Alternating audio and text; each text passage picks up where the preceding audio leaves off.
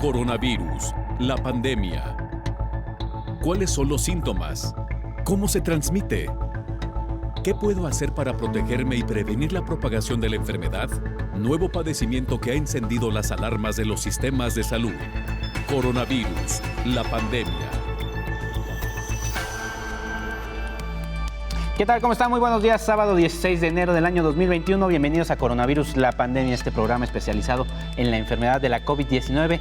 Una emisión, la 321 ya. Estamos por cumplir un año de este programa que nació a raíz de la pandemia declarada por la Organización Mundial de la Salud. En este programa, a quien le agradecemos es a las señales de televisión pública de más de una veintena de emisoras en América Latina y en España también, donde se ve este programa y que funciona gracias a la Asociación de Televisiones Educativas y Culturales Iberoamericanas. Muchísimas gracias por prestar su señal para que sus audiencias estén bien informadas y tomen las mejores decisiones respecto a la enfermedad. Vamos a tratar este sábado sobre varios temas, pero primero que nada vamos a ir hasta Ginebra, Suiza, a la sede precisamente de la Organización Mundial de la Salud, donde mi compañera Cristina Gallego nos dará un reporte de lo que está sucediendo. Buenos días, Omar, y buenos días a todo el auditorio de Canal 44. La Organización Mundial de la Salud ha notificado 593.000 nuevos casos de COVID-19 en la última jornada, que elevan el total global a 90.300.000. Los fallecidos ascienden a 1.950.000, con los 12.295 de ellos registrados en el día de ayer. Las cifras diarias son ligeramente menores a las de los últimos días, pero tanto la gráfica de nuevos casos como la de muertes muestran un nuevo avance del coronavirus tras cierta estabilización a finales de diciembre.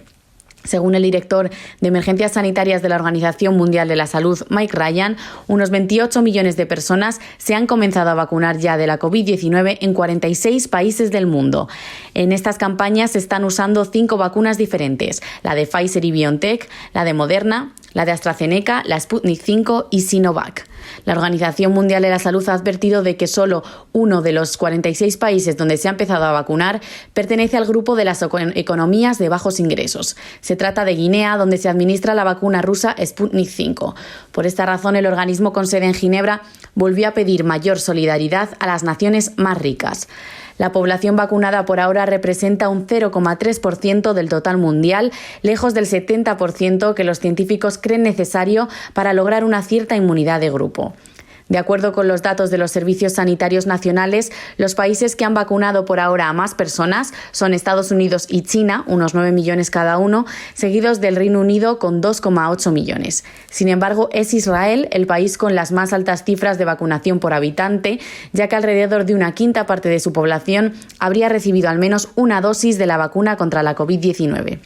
Por otra parte, el Consejo Internacional de Enfermeras ha advertido de que la pandemia está provocando un trauma masivo en el personal de enfermería, un sector en el que la COVID-19 ha provocado la muerte de 2.200 personas en todo el mundo. El Consejo Internacional de Enfermeras considera que la pandemia puede dañar a la profesión durante generaciones si los gobiernos no toman medidas para paliar su impacto, ya que se puede producir un éxodo del oficio. Reporto desde Ginebra, Cristina Gallego, para el programa Coronavirus, la pandemia. Pacientes que han tenido COVID-19 también han alertado, sobre todo a sus familiares y a sus círculos cercanos, que a pesar de que ya no tienen una prueba PCR positiva, se sienten cansados, disminuidos, aletargados, quizá hasta confundidos. El día de hoy vamos a hablar aquí en el estudio del síndrome post-COVID y advierten los especialistas que este síndrome podría durar de meses, incluso hasta un año. La COVID-19 recrudece el planeta y llega a los 2 millones de muertes. El acelerado aumento en los últimos días alerta aún más al sistema de salud mundial. Incluso, las secuelas que deja el coronavirus en las personas son de alta observancia médica por los daños de tipo neurológico, inmunológico, renal, pulmonar, cardiovascular, nutricional y del sistema osteomiarticular, lo que podría llevar a incrementar la cifra de enfermos y muertes. De tener un sistema de salud integral y personalizado, el paciente post-COVID debería tener un seguimiento puntual para reducir los daños. Sin embargo, sucede todo lo contrario. Estudios internacionales se pronuncian por realizar investigaciones y seguimiento puntual en la gravedad de los pacientes, así como analizar el tiempo de hospitalización, las complicaciones, la descompensación generada por enfermedades crónicas no transmisibles y la edad, y agregar a pacientes que cursaron con COVID-19 en su domicilio sin una atención médica. El analizar estos indicadores, señala un artículo de la Revista Cubana de Medicina Física y Rehabilitación, se tendría herramientas evaluadoras para cuantificar con exactitud las secuelas y crear estrategias de tratamiento personalizadas para restablecer la condición física, psicológica y social del paciente. Entre las herramientas a utilizar para una descripción detallada de las secuelas y lograr una intervención personalizada están los instrumentos de control, pruebas funcionales respiratorias, pruebas para pacientes con afectación cardiovascular, la evaluación de la marcha por un laboratorio funcional de movimiento, evaluación de las funciones cognitivas, las emociones y la discapacidad. Aunque estudios reiteran algunas secuelas que deja la enfermedad coronaria como dificultad respiratoria, tos, fatiga, debilidad muscular, limitaciones en las actividades diarias, trastornos emocionales y cognitivos, hay otro tipo de padecimientos que pueden ser más graves. Pacientes con síntomas y asintomáticos de COVID-19 han cursado con una variedad de afectaciones. Algunos han perdurado por meses e incluso han sido de nuevo hospitalizados. Y en quienes no tenían alguna enfermedad, hoy la padecen. De los 90.180.000 personas que han enfermado por COVID-19 a lo largo de este tiempo, un porcentaje medio cursa el síndrome post-COVID que podría durar un año y con riesgos a la salud, informó Isaura López Villalobos.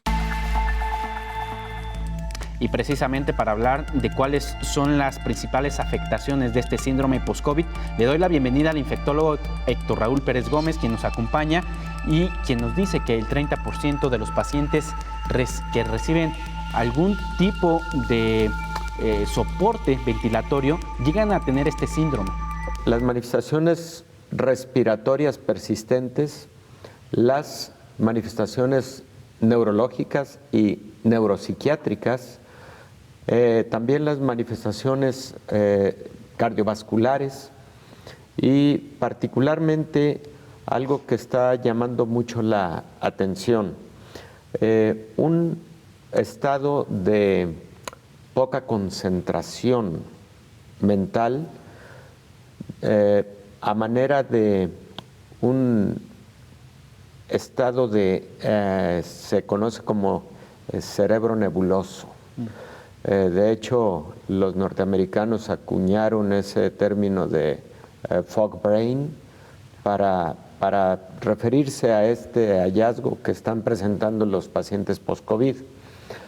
Y en este caso, cuando me dice cerebro nebuloso, ¿cuál es la manifestación? ¿Qué es lo que dicen los pacientes que sienten? Que no logran una concentración mental, que no logran, por ejemplo, recordar con claridad hechos recientes, sobre todo, olvido frecuente de las cosas, inseguridad y momentos también de trastornos emocionales del tipo depresión o del tipo ansiedad.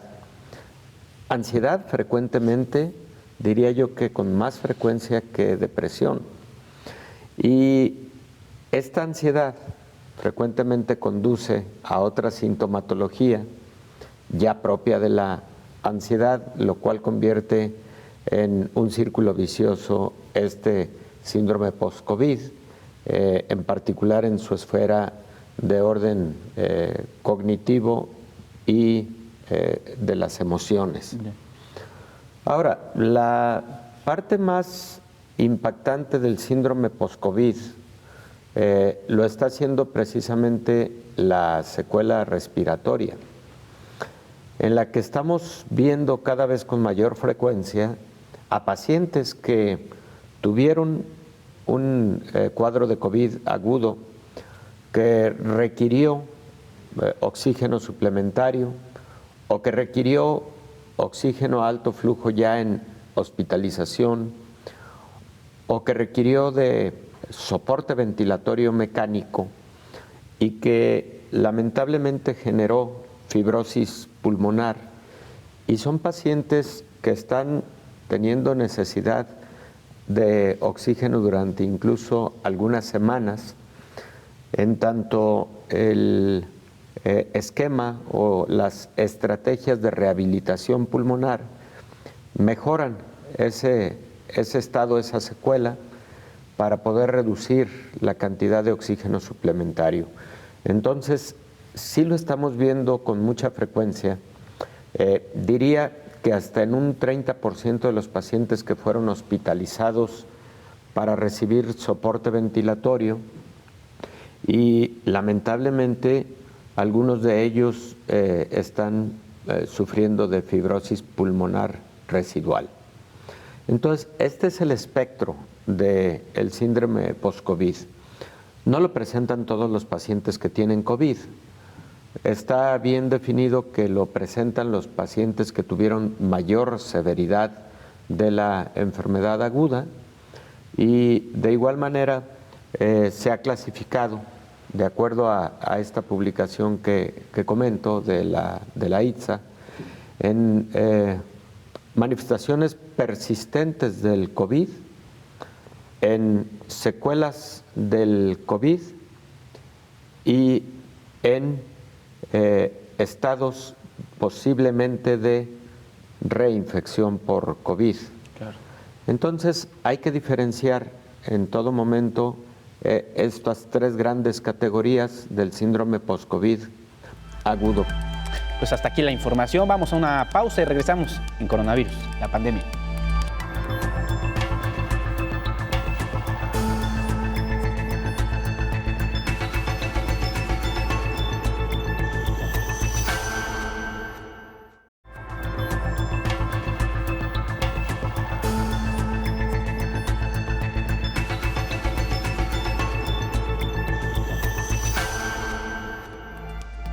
Muchas gracias por continuar con nosotros en este día, este sábado. Recuerde que tenemos un medio de contacto para que usted nos pueda mandar sus mensajes vía WhatsApp en el 33 22 42 06 90. Nosotros continuamos con la información. Pacientes que padecieron COVID-19 y que podrían incluso tener el síndrome post-COVID, podrían también sufrir otro tipo de lesiones traqueales. Lo que más se ha notado de esta pandemia del SARS-CoV-2 es que no tiene palabra de honor, porque hay miles de personas que no han presentado síntomas, otras solo algunas molestias o síntomas graves. Hay quien sufre complicaciones que les ha provocado la muerte. Algunos miles de pacientes presentan síntomas leves o moderados durante meses y otros superan la patología, pero arrastran graves secuelas. Los especialistas enfatizan en la necesidad de distinguir lo que son las secuelas post-COVID y el COVID persistente. La Sociedad Española de Médicos Generales y de Familia explicaron que las secuelas se refieren a aquellos pacientes que han estado graves, en la mayoría de los casos han estado ingresados y en muchas ocasiones han tenido que permanecer en la unidad de cuidados intensivos. Detallaron que la secuela es el daño que se ha producido en una parte del organismo y que puede prolongarse bastante tiempo o incluso durante toda la vida. Y la COVID-19 persistente es cuando se produce un mantenimiento de los síntomas por encima del tiempo que se considera normal en esta enfermedad. Se trata, por lo tanto, de la misma sintomatología de la enfermedad. En ciertos casos es un grado similar al del momento del inicio, en otros inferior, y también puede ser de una manera fluctuante. Las secuelas más características y con mayores casos de la COVID-19 es la fibrosis pulmonar. Esto es una inflamación que se produce en el pulmón, que deja una especie de cicatriz que provoca consecuencias de modo permanente o semipermanente durante un tiempo, informó Rocío López Fonseca. Y aquí en el estudio, a lo largo de la semana, el doctor Héctor Raúl Pérez Gómez nos advirtió que pacientes con mayor inflamación general por COVID-19 pueden llegar a tener daño en diversos órganos y el sistema del ser humano. Se estima que el 75% de los pacientes que son intubados pierden la vida. El resto presenta este tipo de síntomas que le han llamado el síndrome post-COVID. Cada órgano y sistema puede tener sufrimiento durante la fase de COVID agudo. Particularmente los pacientes que tienen mayor inflamación generalizada, sistémica, pueden tener afectación pulmonar, por supuesto, pero también cardiológica, neurológica, renal, hepática, incluso pues hay manifestaciones tan diversas como, por ejemplo, oculares, la piel, en fin, todos los órganos y sistemas pueden tener eventualmente daño cuando particularmente se desarrolla un síndrome de respuesta inflamatoria sistémica severa en COVID-19. Esta respuesta inflamatoria obedece, entre otros factores, a lo que llamamos la liberación de citocinas inflamatorias, que son parte incluso de nuestro sistema inmune, Omar, y que a manera de una tormenta de citocinas pueden generar procesos inflamatorios que pueden persistir incluso más allá de la fase aguda y que son o pueden ser los responsables de la sintomatología persistente en estos pacientes con COVID y que pueden ser responsables del síndrome post-COVID. También se han identificado como parte de estas manifestaciones los estados trombóticos o microtrombóticos, porque cuando nos preguntan ¿y por qué persisten tantos síntomas en algunos pacientes con COVID? Ahí tenemos que clasificar en dos grandes grupos el por qué pueden tener esta persistencia de la sintomatología. Un primer grupo, porque el virus generó tal daño a órganos y sistemas que ese daño ya estructural en estos órganos pues genera su afectación y su disfunción a lo largo de tiempo adicional que no sabemos cuánto será finalmente. Pero otros es por el hecho de que pueden persistir respuestas inflamatorias y además estados microtrombóticos a lo largo de un tiempo prolongado.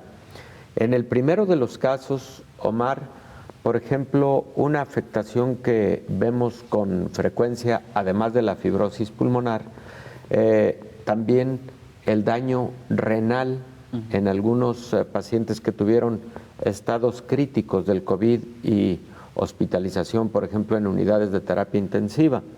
Pero en el segundo de los casos o en la segunda categoría, pacientes en los que pueden, decía, persistir esos estados microtrombóticos que pueden afectar a los mismos pulmones, que pueden afectar al corazón, que pueden afectar al cerebro y que pueden también afectar vasos sanguíneos de extremidades, por ejemplo.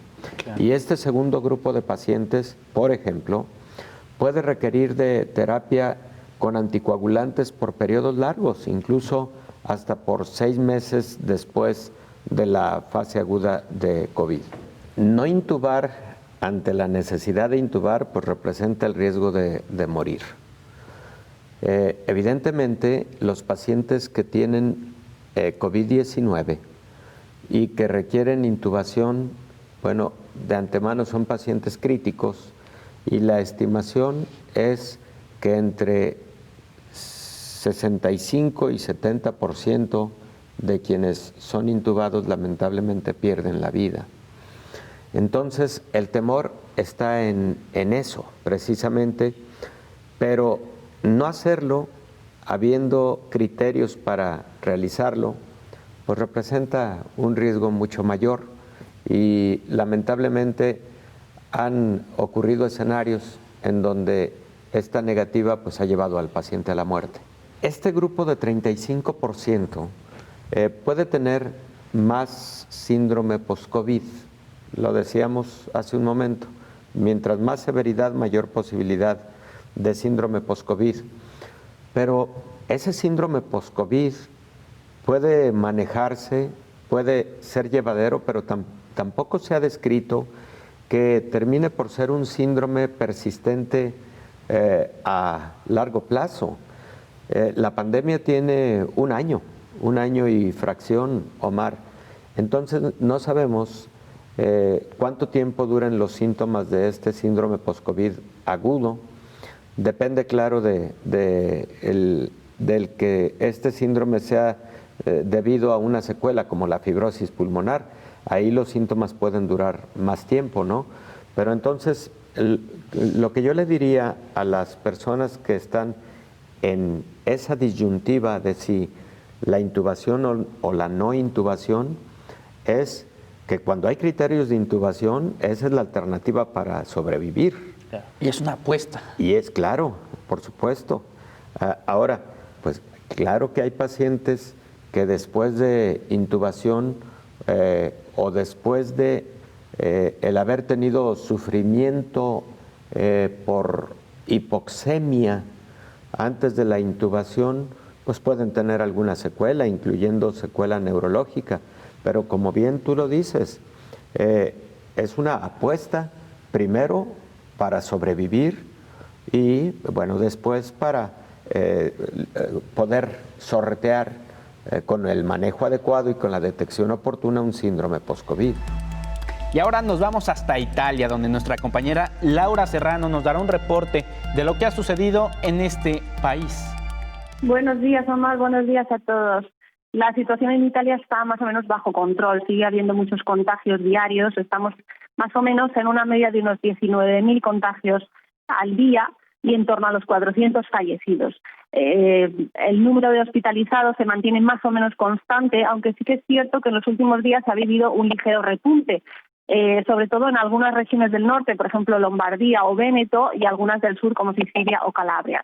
Estas son algunas de las regiones en las que las cifras de contagio son más altas y son las que más preocupan al gobierno. En todo el país los datos de COVID son todavía elevados, aunque se descarta que estemos viviendo ahora mismo una tercera ola. Hay que esperar para ver si las medidas de control adoptadas durante las Navidades han evitado el descontrol de la curva del virus o no. Prácticamente todas las regiones del país han retrasado la vuelta a las aulas. Estaba previsto que los estudiantes de secundaria volvieran hoy a las escuelas, pero la mayoría de las regiones lo han retrasado a lo largo del mes de enero. Hay otras medidas de control, por ejemplo, tenemos un toque de queda que empieza a las 10 de la noche, están cerrados los museos, los cines, los bares y los restaurantes tampoco abren en las regiones con más casos.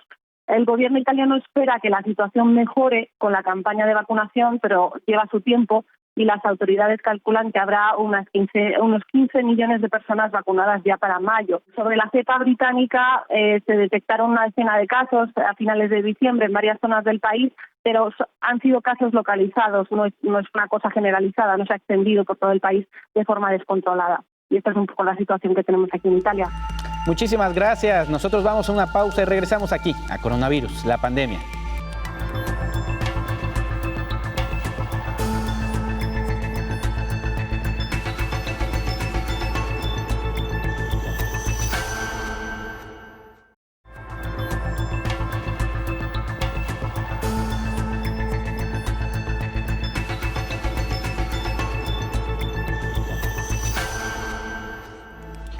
Continuamos aquí en Coronavirus, la pandemia. La Organización Mundial de la Salud advierte acerca de nuevas variantes de propagación del virus.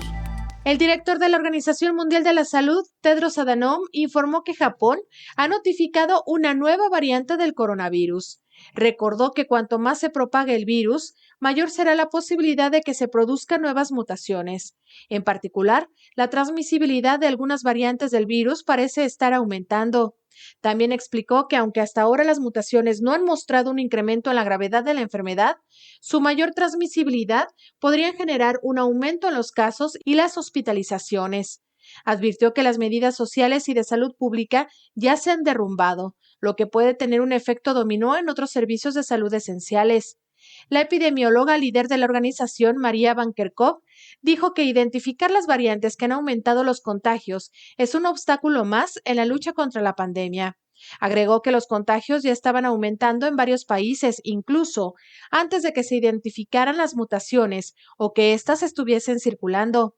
La OMS también informó que este lunes un equipo de científicos de 10 países e instituciones distinguidas comenzaron su viaje hacia China para investigar los orígenes del COVID-19.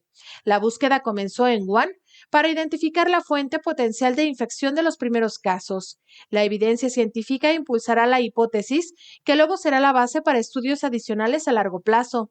Esto es importante no solo para la emergencia actual, sino también para el futuro de la seguridad sanitaria mundial y para gestionar las amenazas de enfermedades emergentes con potencial pandémico, dijo Tedros Adhanom. Informó Rocío López Fonseca. Lamentablemente, en las últimas semanas hemos visto un repunte de casos tanto en Europa Occidental como en América Latina. Precisamente en México se están viviendo momentos muy fuertes por la saturación hospitalaria. Además, se podrían tener nuevos riesgos, pues la nueva cepa podría también tener más contagios. De eso nos habló Héctor Raúl Pérez Gómez. Lo que viene más adelante puede ser un incremento en el día a día y mayor número de contagios en 24 horas, que ese es un indicador fundamental. Las vacunas están iniciando en muchas partes del mundo, no en todas, pero también por otro lado estamos con el problema de una nueva cepa que tiene algunas mutaciones, 27 mutaciones para ser específicos, pero que algunas de estas mutaciones particularmente se ha demostrado pueden representar un mayor riesgo de transmisión de la enfermedad. Entonces, por un lado, las vacunas, afortunadamente, no con la velocidad que quisiéramos, pero bueno, ya están ahí. Pero por otro lado, una nueva cepa que ha tenido distribución en muchos países europeos, que ha abarcado prácticamente el continente africano, que en el continente americano tiene presencia en Canadá, tiene presencia en al menos 20 estados de la Unión Americana, en Brasil, y que Omar hace un par de días ya se da cuenta de la presencia de esta nueva cepa de coronavirus en México. Entonces, ante la pregunta de que si estamos en el peor momento, sí estamos en el peor momento respecto de lo que se ha vivido a lo largo de este año, pero no podemos asegurar que en los próximos meses vayamos a tener mayor incremento en el número de contagios y también mayor incremento en la mortalidad. La evaluación que podríamos hacer es que para muchos países la reconversión no fue suficiente, porque aún con la reconversión se ha dado cuenta de la saturación de hospitales y de camas en específico destinadas para la atención de pacientes con COVID. Lo que más se ha saturado son las camas para la atención de pacientes críticos, los más graves, los que requieren frecuentemente un ventilador mecánico, monitoreo continuo, en fin, las unidades de terapia intensiva que fueron reconvertidas para atender a pacientes con COVID. Pero de igual manera, las camas generales se saturaron en muchos países.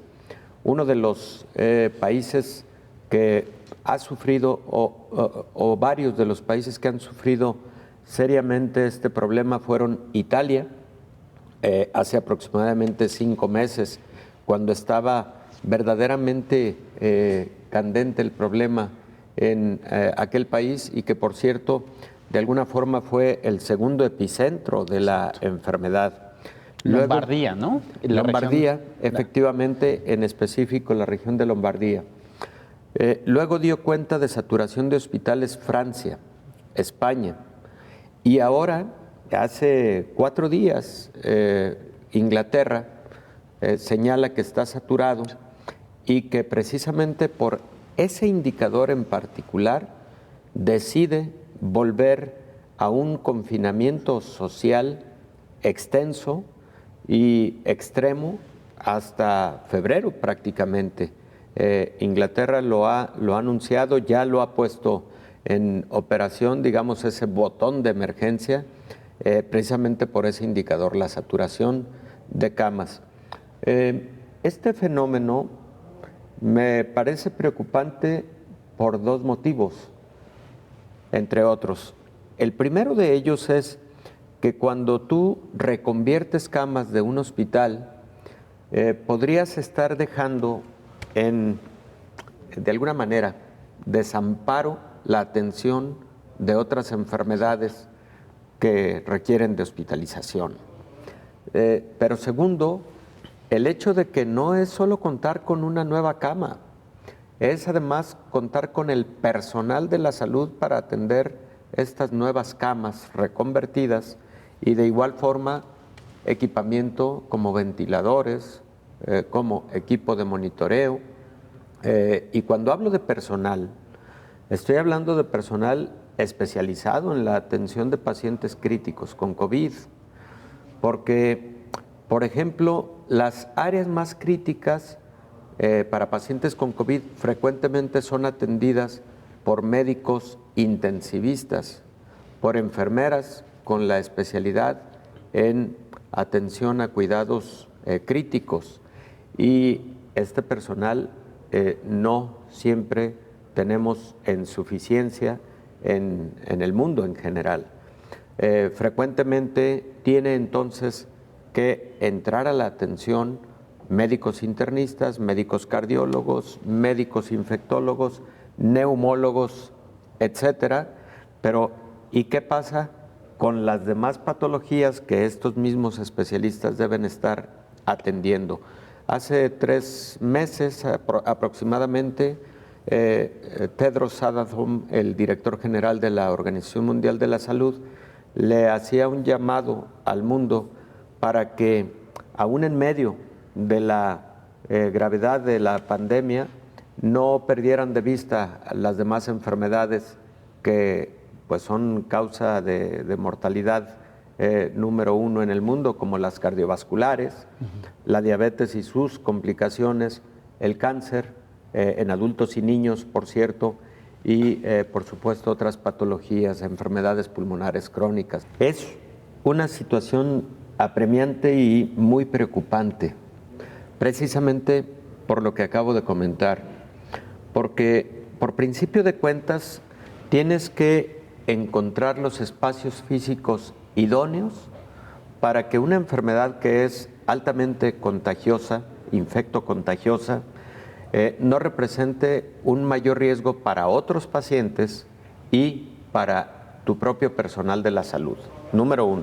Número 2, tienes que encontrar un punto de equilibrio en el que la atención para el resto de los pacientes no se vea deteriorada. Número 3, pues tienes que encontrar los mecanismos para que el aprovisionamiento de insumos como medicamentos, material de curación, en este caso en el específico de COVID-19, tienes que tener fármacos para poder mantener adecuadamente intubado a un paciente, y me refiero a relajantes musculares que se aplican por vía endovenosa y que se mantienen de manera continua por vía endovenosa, sedantes que se mantienen por vía endovenosa para que el paciente esté muscularmente relajado y tranquilo, sedado, para que haya una buena respuesta ante esa intubación. Y tienes que encontrar ese punto de equilibrio en el que el personal especializado para la atención de esta patología, bueno, sea el destinado, pero de nuevo, que no se vaya a descuidar otro contexto, ¿no? Cuando hablamos de los promedios, es que precisamente hay que diferenciar en el promedio de saturación o el índice de saturación de lugares de terapia intensiva para pacientes con COVID y de lugares de atención general. Número 2, ¿cuántas camas reconvertiste? Porque además, si tú reconviertes 1000 camas en un estado de la República, pero en el momento en que estas camas se van ocupando, se van saturando, tú haces una nueva reconversión con 500 camas adicionales, bueno, por supuesto te cambian los índices de ocupación. Y ahora nos vamos hasta Honduras, donde mi compañera Naomi Mesa nos dará un reporte desde Telebásica de Honduras. Un saludo para toda la audiencia de Canal 44. En la segunda semana del 2021, Honduras llega casi a los 128,000 casos positivos por COVID-19. Se reportan más de 59,000 personas recuperadas, con el lamentable deceso de más de 3,200 hondureños. Debido al alto número de contagios en el país, se han tomado nuevas restricciones para la población. El toque de queda de 9 de la noche a 5 de la mañana. La restricción de entrada de niños a establecimientos, así como establecer un horario especial para la atención exclusiva de personas de tercera edad y mujeres embarazadas por parte de cada establecimiento, que solamente podrán operar con el 50% de su capacidad de atención. Según el científico Marco Tulio Medina, las vacunas Pfizer deberían llegar al país a finales de enero o principios de febrero, ya que él, junto al científico Antonio Delgado, hicieron la donación de un freezer para el almacenamiento de dichas vacunas. Este tiene la capacidad de almacenar hasta 90,000 dosis a menos 86 grados centígrados del primer lote de vacunas Pfizer. Dicha donación fue realizada a la Universidad Nacional Autónoma, ya que será el lugar donde se comenzarán a realizar las primeras vacunas. De igual manera, se espera contar también con la vacuna AstraZeneca, que explican que se necesita 1.5 de dosis para cada persona, por lo que en Honduras se necesitarían 7.5 millones de dosis para cubrir con los 5 millones de habitantes, sin contar los menores de edad y las personas que residen fuera del país. Por otro lado, la Asociación de Medios de Comunicación y universidades entregaron una propuesta a la Secretaría de Educación para frenar el deterioro que se ha visto en el país durante la pandemia, que consiste en una revisión y reajuste de los procesos de evaluación. También fortalecer una serie de áreas estratégicas con énfasis en el uso de las tecnologías de la información y comunicación. Seguimos recordando a todos los hondureños que se cuiden en todo momento. No olviden las medidas de bioseguridad y que de no ser necesario no salgan de sus casas. Para Coronavirus La Pandemia, informó Naomi Mesa de STVE Telebásica. Vamos a una pausa y regresamos a la recta final de Coronavirus La Pandemia.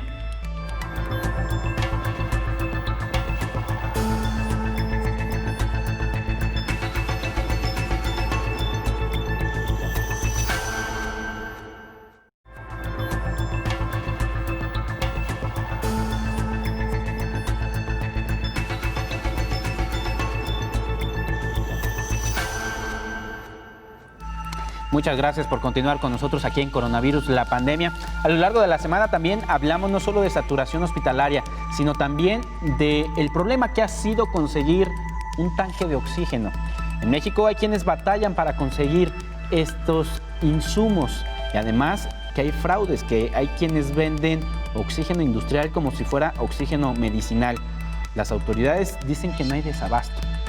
Luego de que en México la Secretaría de Salud diera a conocer que el precio del oxígeno medicinal ha tenido un incremento de hasta 20 veces su costo regular, el titular de la Procuraduría Federal del Consumidor informó el costo en el país. Para un tanque de 10,000 litros, la recarga es en todo el país el mismo precio, 595 pesos en el caso de Infra, y el tanque, la renta del tanque, es 595 y la recarga es de 855 pesos para el tanque grande. En México hay unas 30 plantas de oxígeno, por lo que no puede haber desabasto, señaló el funcionario. Sin embargo, esta dependencia ubicó a un proveedor que disparó el precio. Y si ustedes pueden ver en el precio de las concentradoras, en general el promedio está en 27,000 pesos para una concentradora de oxígeno. Los únicos que sí, la verdad, han abusado y se han pasado de rosca es Claroshop, que Claroshop encontramos hasta en 84,000 pesos 999, prácticamente 85,000 pesos un concentrador de oxígeno. El procurador informó que fue cerrada una distribuidora porque estaba vendiendo oxígeno industrial y lo vendía como si fuera medicinal, informó Elizabeth Ortiz. Y precisamente para hablar de estos dos problemas, la saturación hospitalaria y el desabasto de oxígeno, el infectólogo Héctor Raúl Pérez Gómez habla y hace un recuento de cómo está la situación a nivel mundial y de cómo las reconversiones hospitalarias ayudaron a combatir la COVID-19 al inicio de la pandemia y quizá valdría la pena valorar si volvemos un poco hacia allá. Hubo espacios adaptados, por ejemplo, de áreas de estacionamientos, en donde se instalaron tanques de oxígeno, etcétera. Sí, en este momento no parece ser el caso. En la mayor parte de países todo está concentrado a áreas hospitalarias, que por supuesto es lo ideal. Un espacio reconvertido que originalmente no sea de área hospitalaria genera muchos riesgos en la atención de un paciente. Hubo también el caso, por ejemplo, de países que en muy poco tiempo levantaron hospitales, como China, y específicamente en Hubei, la provincia donde está Wuhan, que sorprendió al mundo con escasas 2 semanas el levantamiento de 2 hospitales. Pero también hubo situaciones muy convenientes, muy importantes, en donde, por ejemplo, el centro Banamex en la Ciudad de México fue convertido para la atención de pacientes con COVID. Está en actividad, por cierto, intensa, y creo que ha sido una historia de éxito, porque no puedo decir qué número de pacientes hayan atendido hasta el día de hoy, pero tengo noticias de que tienen unos muy buenos indicadores de resultados en la atención de estos pacientes, ¿no? Entonces, me da la impresión de que algunas reconversiones fueron muy rápidas, pero en momentos no tan convenientes por el tipo de instalaciones, etcétera. Algunas otras fueron en áreas de hospitalización con el riesgo de que la atención a otros pacientes pudiera bajar, y por lo tanto muchos procedimientos quirúrgicos, por ejemplo, que no eran de urgencias, se tuvieran que postergar en tiempo. Y también el caso de algunas instalaciones que estuvieron más elaboradas, técnicamente hablando, mejor estructuradas, y que tienen muy buenos resultados. Lo relativo al centro Banamex, en el que creo que participa la Fundación Carlos Slim, es una buena historia en el caso de la Ciudad de México, por ejemplo. Sí es básica la comunicación entre la institución hospitalaria, entre el subsistema de salud y los usuarios. Ahí creo que debe existir tal nivel de comunicación que no lleve a la circunstancia lamentable de que alguien que requiere una cirugía, aunque ésta se pueda programar, no se vaya a postergar más allá de tiempos razonables para que no se ponga en riesgo la vida y la función de un órgano o sistema, ¿no? Entonces, creo que esto le representa indudablemente un gran reto al sistema de salud, porque la verdad, Omar, es que si hemos visto en países desarrollados, algunos de los países europeos de los que acabamos de hablar, cómo han sufrido estas saturaciones. Bueno, en lugares en donde el número de camas por 1000 habitantes es mucho menor incluso que lo que tienen países europeos, pues imagínate lo que puede ocurrir cuando habitualmente, fuera de pandemia, antes de pandemia, ya tenían ocupaciones hospitalarias por el orden del 90% cotidianamente. Llega la pandemia, requiere frecuentemente un 30% de los espacios hospitalarios. Pues qué barbaridad. Las enfermedades, digamos, tradicionales, históricas, pues indudablemente tienen un sufrimiento que puede llevar a riesgos, ¿no? Entonces, ahí es encontrar esos puntos de equilibrio para que esas enfermedades también sigan teniendo la debida atención. Y ahora vamos hasta Bolivia, donde mi compañero Marcelo Huanca Dorado nos dará un reporte de lo que ha sucedido en las últimas horas en este país sudamericano. Saludos cordiales desde Santa Cruz de la Sierra, Bolivia. La segunda oleada del coronavirus ha convertido a esta ciudad en su epicentro. En solo 12 días hay más de 5.000 nuevos contagios, con lo que en el país superamos los 173.000 nuevos casos. Han fallecido hasta el momento cerca de 9.300 personas y la cifra tiende a elevarse todos los días. El gobierno de Luis Arce Catacora, que gobierna el país, ha decidido atacar en la prevención, utilizando pruebas antígenas y luego aislando a las personas. Sin embargo, esta campaña no es suficiente debido a que cada día hay personas que se mueren en las puertas de los hospitales. La policía de La Paz, sede de gobierno, ha reportado que por día 5 a 6 personas fallecidas a causa del COVID son retiradas. En tanto, en Santa Cruz, el director de Salud, Joaquín Monasterio, en las últimas horas ha hecho un llamado al gobierno nacional para que asigne en el marco de sus competencias recursos humanos para las terapias intensivas, porque para aplicar las pruebas antígenas tienen los recursos humanos suficientes. La situación en Santa Cruz y en el país se torna diferente. Santa Cruz encabeza, sin embargo, con más del 70% de los casos, los nuevos contagios de coronavirus. Es el reporte desde Santa Cruz de la Sierra, Bolivia. Con esto concluimos esta emisión de Coronavirus, la pandemia. Yo soy Omar García y le agradezco que me haya acompañado.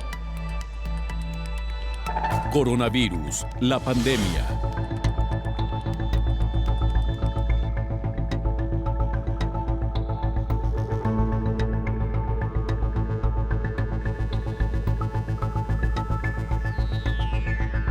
Coronavirus, la pandemia.